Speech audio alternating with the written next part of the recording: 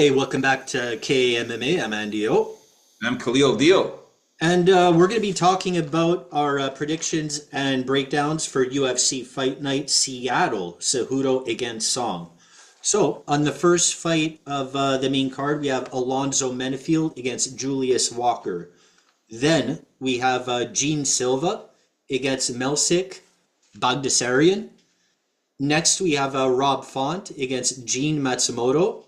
In the co-main event, we have Brendan Allen against Anthony Hernandez, and main eventing will be Henry Cejudo against Yadong Song. So, Khalil Deal, I'm going to turn it over to you very gently because we got to take care of your back there. And who do you got for us in this first fight with Menifield and Walker? Man, this is a good fight.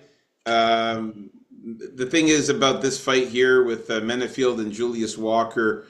One thing to notice here is that Julius Walker is going to be the so much younger fighter here. We're talking 25 years old compared to Menifield's 37.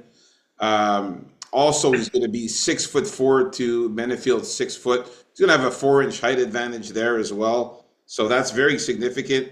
Also, he's going to have a 5-inch reach advantage for Julius Walker. So a lot of nice things for this young guy here, this up-and-comer here, Julius Walker. Only problem I have is that he's fought a bunch of cans. He's a can crusher. He's super green. And the guys that he's fought, nothing special. 3-5, 0-3. He fought a 6-1 guy, 20-11 guy, 7-5 guy. So the guys that he's fought in the lower level events have been real cans. This guy is fighting a bunch of bums, so we don't know what he's going to look like fighting a stud like Alonzo Menifield. Menifield's a tough guy, man, 37 years of age. He's been in the game for a while. He's been coming off a 2-fight losing skid, unfortunately, against Azamat Mirzakhanov, where he got knocked out pretty brutally in that one. Also, he got knocked out pretty badly by Carlos Ulberg. So I don't know if Menifield's chin is done. I don't know if if he's on the decline right now. But it's certainly looking like that. It's not looking good. His last win was a year and 2 months ago against Dustin Jacoby by this unanimous decision. He couldn't even finish him, and he ended up subbing Jimmy Crute by guillotine there, and that was the second fight because the first fight ended in a draw against Jimmy Crute. So, man, it's tough to trust this young up and comer here in Julius Walker, but I'm a guy that doesn't normally go against the grain, and I know I pick a lot of favorites, but I'm going for the dog in this one. Julius Walker is the pick by finish, KO or submission. I like this guy. I like this new up and comer. Eventually, it's got to give, man. One of these new guys has to come in here and get it done and beat one of these vets, get into the UFC and make a statement. And I think it's going to be this guy, Julius Walker. I'm going against the grain. I'm going against what everybody has. And I'm taking Julius Walker to get the finish here. I think he knocks out Alonzo Menifield or gets him on the ground and submits him. Julius Walker has very good submission skills and good knockout power. He's awesome, man. I can't wait for this young guy to get in there. I'm going to go on a limb and pick the dog here. Let's go. I got to tell you, I'm surprised with that one, but there's one grain you're not going against. I'm going with Julius Walker too. Yeah, nice. And I'll tell you a little bit about, okay, you went over Alonzo Menifield very well, except you forgot to mention his IQ is not always the best in there. I don't think he makes the wisest decision at times. Now, a little bit about Julius Walker. Yeah, he's a lot more green and hasn't faced the best competition, but he has been tested in a couple of those fights because I watched a couple of them. And he does have that good size you mentioned. He has good composure. If he gets taken down, if he's fighting off subs, like he doesn't look like a fish out of water in there. He's not going to panic or anything.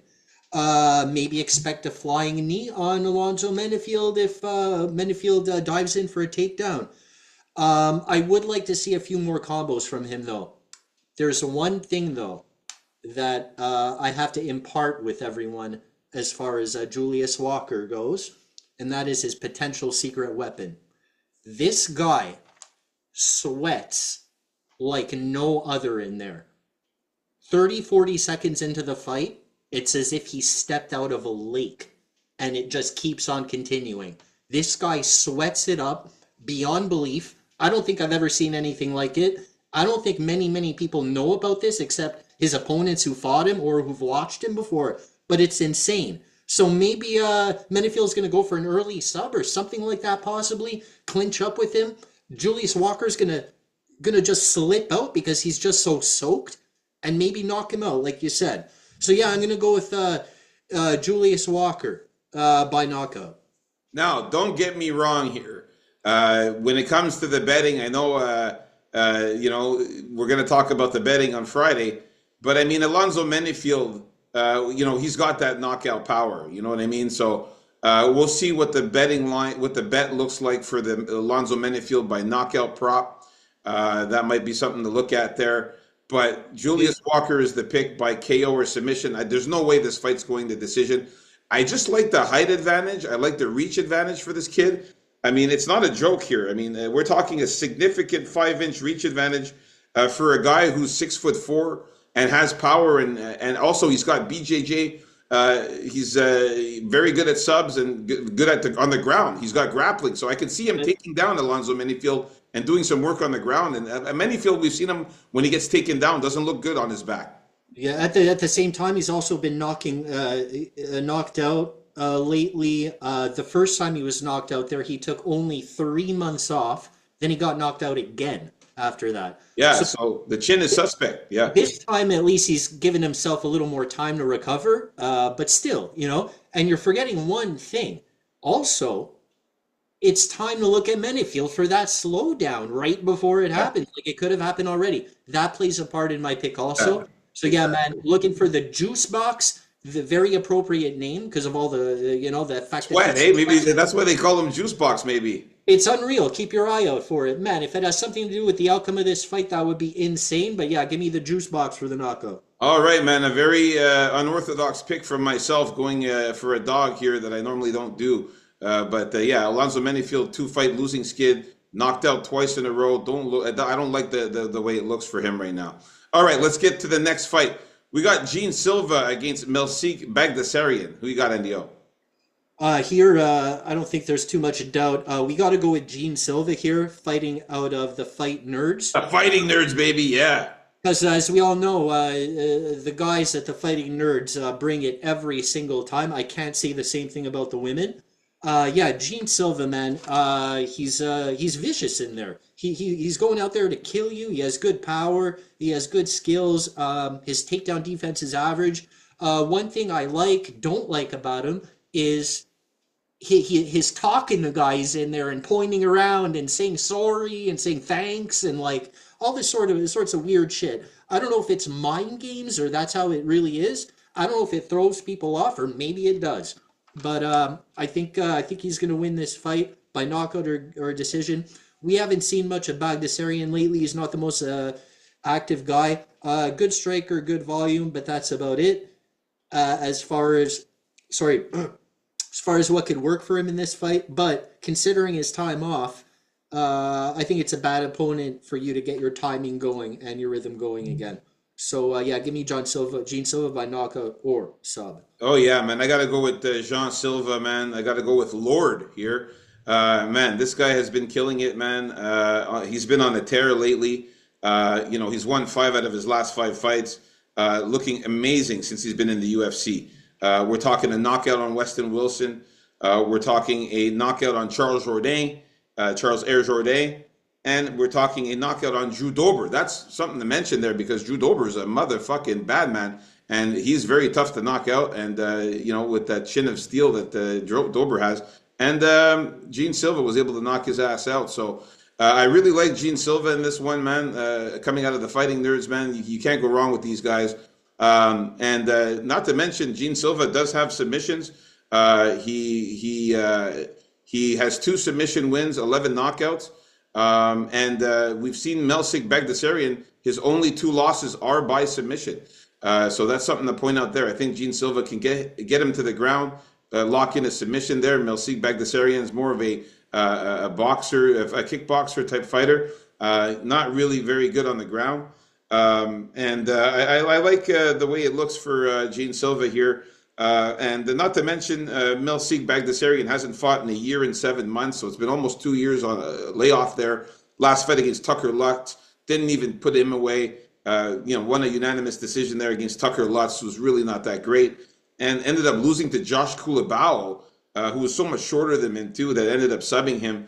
The fights that he's won there, Bruno Souza, Colin Anglin, we're talking Dennis Bazooka. So he's been fighting bums, like guys that are not really great and getting wins off of these guys. So I don't think he beats Jean Silva. We're gonna stick with Jean Silva to get the finish here, KO or submission. All right. So we're in agreement. Next fight, we got Rob Font against Gene Matsumoto. This one here, man, I tried to look for ways to pick Rob Font. I'm sure you did. But he's so old, man. 37 years old, man. He just doesn't look the same anymore. I know he's still pretty good, but it just doesn't look the same anymore. Yes, he got that victory over Kyler Phillips there. But Kyler Phillips really stunk it up in that fight. Like, I really stunk it up in that fight. But prior to that, man, the loss to Figueiredo, and then the loss to Corey Sandhagen, the loss to Marlon Vera. Yeah, he's fighting really top-notch guys and losing to them. But one thing that you got to mention, what I got to mention here, is that he loses to guys who have BJJ and who are black belts in submissions and good grapplers and good wrestlers. Marlon Vera, BJJ. Very good submission, very good wrestler. Corey Sandhagen, very good wrestler, very good grappling. Figueiredo, very good wrestling, very good grappling. And Gene Matsumoto, very good wrestler, very good grappling, very good at BJJ. You put those things together, I think Gene Matsumoto, the young up-and-comer here at 25 years old, we're talking a decade and 2 years younger than Rob Font, man. 25 years old, Rob Font, man, closer to 40 than he is to 30. I got to go with Gene. I got to go. Give me the young guy, man. Give me this up-and-comer, man. He's been looking really good, too, in the UFC, beating Brad Katona by decision, who's another good wrestler, too, Brad Katona.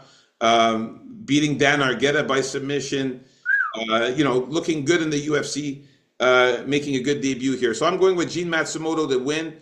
I think he wins by submission or decision in this one. We've seen Rob Font lose by submission and lost 7 decisions as well in his 8 losses. So sub or decision is a very good prop for Gene Matsumoto to win by.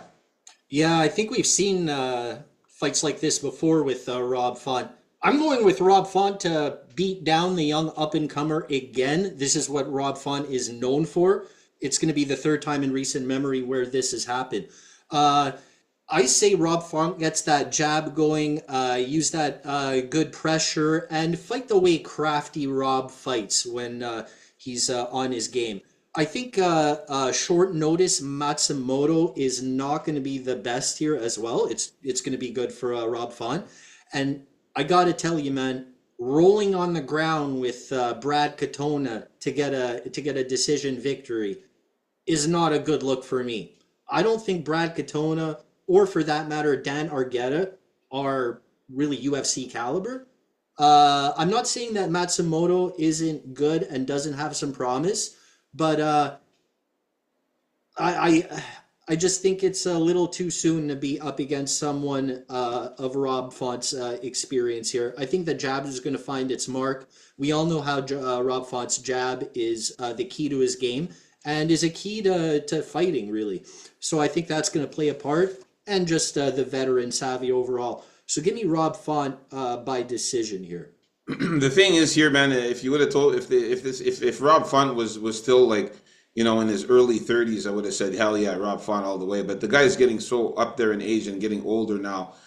He's not as good as he once was. He's slowing down now, and this is where it's the time to jump on when he starts to slow down. And the thing is, again, like I mentioned, not as a dog.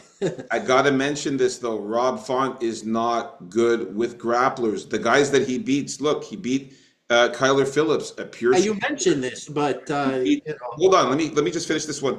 He beat Adrian Yanez, another pure striker. The guy's beating strikers, man. He does not beat grapplers and wrestlers with good submissions and jiu-jitsu skills. That's why I like Matsumoto here, because he's more of a jiu-jitsu guy. He's more of a grappler, man. He's relentless with the takedowns. He Oh, gets you to the ground. He's very good on the ground with grappling. He's good at takedowns, and I can see him taking down Rob Font and using his ground game and control to beat him by sub or decision here. So we'll see if Rob Font can get the can still do it here, but I think he's done.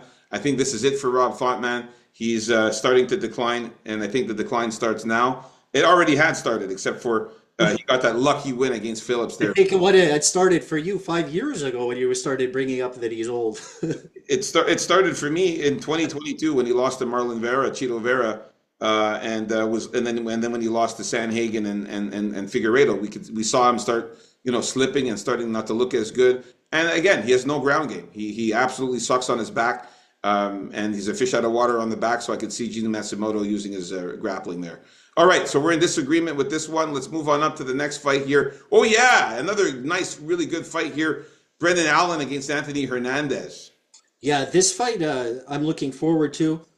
Uh, the odds are pretty wide. I wouldn't have put them this wide myself, but I got to go with Anthony Hernandez here. No surprises really with Anthony Hernandez. Get it close, rough it up on the feet. He does have some power on the feet too, but really take him down and mash him up down there. We've seen Anthony Hernandez break how many guys? And I think that's kind of the way it's going to go here. I'm gonna keep an eye out for a Brendan Allen sub here. I think Brendan Allen's a pretty strong guy, and he knows what he's doing down there. So if Anthony Hernandez gets lazy down there or not careful, Brendan Allen could latch up a sub. But I really see Anthony or Hernandez really putting out a strong, tough performance to try and break Brendan Allen, and I think he gets the win here by decision. Yeah, Fluffy is the man. He's just got that dog in him, man. He's more of a dog than Brendan Allen, I find. He goes out there and fights for your money, man. He's tough as nails. Very good grappler, very good at BJJ. He's got 8 submissions out of his 13 wins. Brendan Allen's also very good at subs as well. 14 submissions for him out of his 24 wins. So it's a very grappler versus grappler type of fight here. But on the feet, I got to give it to Anthony Hernandez. I think he's the better boxer. I think he's got a bit more crisper striking than Brendan Allen. Brendan Allen doesn't even really like to stay on his feet that much, and then when he does strike, he's not very powerful. He doesn't really hit very hard, and he always tries to get the fight to the ground. So I can see Anthony Hernandez stuffing some takedowns, getting takedowns of his own, using his. I think he's got superior jiu-jitsu skills, Fluffy. Over Brendan Allen. I think that his submission skills are just a little bit better. I don't think so, but I mean, look, I mean, it's to whoever's discretion here, however you want to think, because I mean, he only has 13 wins, Hernandez, right? And 8 of them come by submission, whereas 14 out of 24 for Brendan Allen. So I guess it's more on the quality of submissions I'm looking at and the style of them. You know, Hernandez will wear on you and weaken you so much that half of them are kind of like, that I'm going to grab your neck, and you have nothing to you have no strength or desire to continue.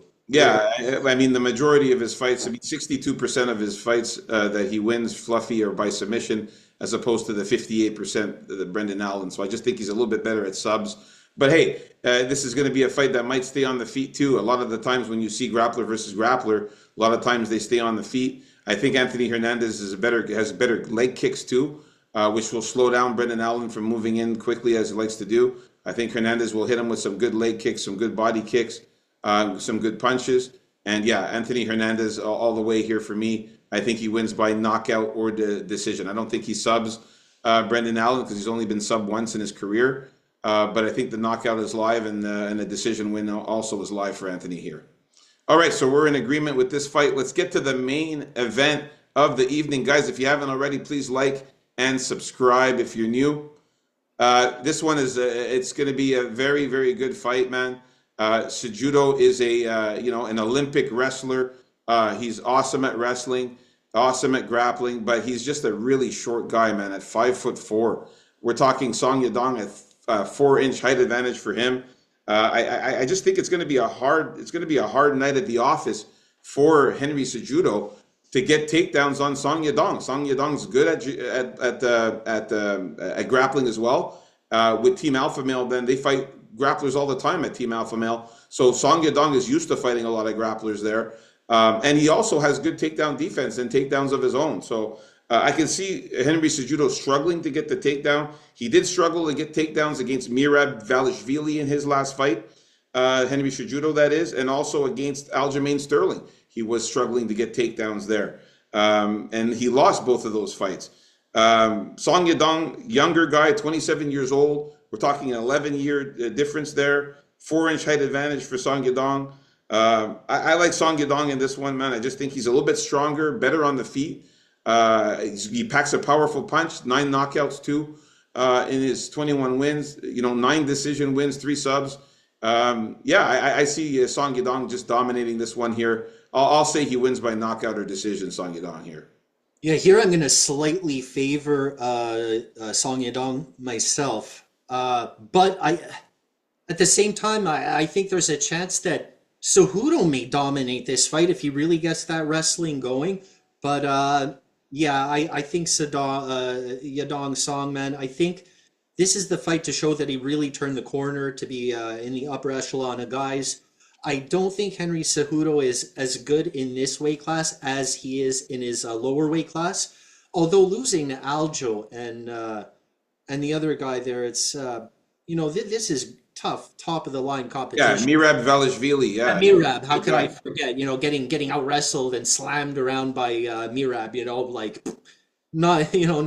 I could see that coming for sure.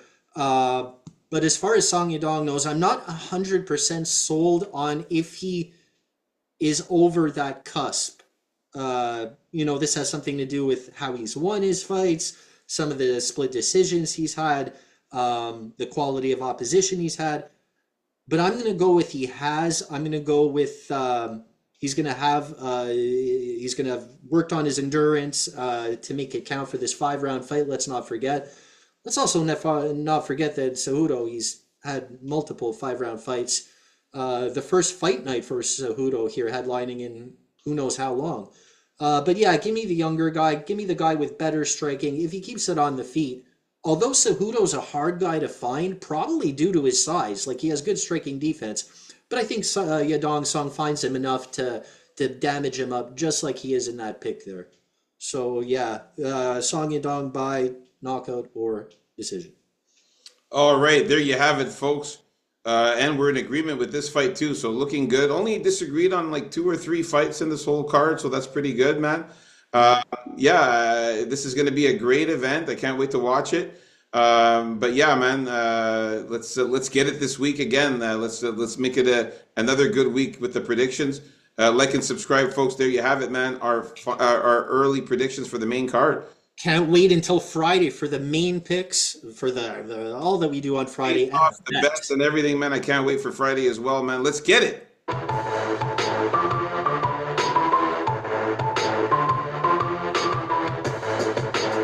Peace out, folks. KAMMA.